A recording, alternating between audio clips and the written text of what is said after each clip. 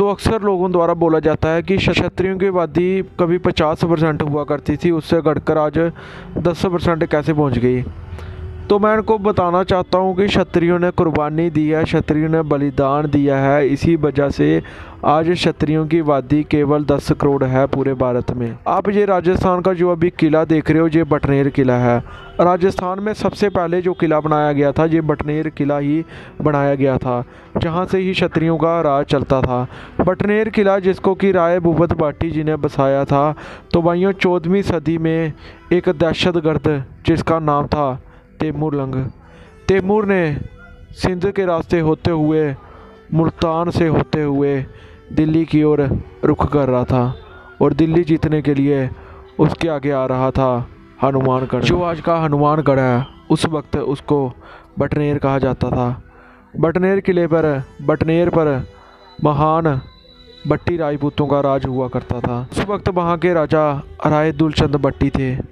जब वे बटनेर आया तो उसकी लाखों की सेना साथ थी, केवल 10,000 क्षत्रिय थे। क्षत्रियों ने हिम्मत नहीं हारी और क्षत्राणियों और जितनी भी मुस्लिम औरतें थी उस किले में, उनको बोला कि अगर हम युद्ध में बलिदान हो गए तो आप जौहर कर लेना। तो वहीं 10,000 क्षत्रियों ने 20 से 30,000 तैमूर सेना को पूरी तरह से काट फेंका और सब ने अपना बलिदान दे दिया। और बाकी जो क्षत्राणियाँ थी और मुस्लिम औरतें थी जो उस दुर्ग में, उन्होंने कुर्बानी दे दी, जौहर कर लिया।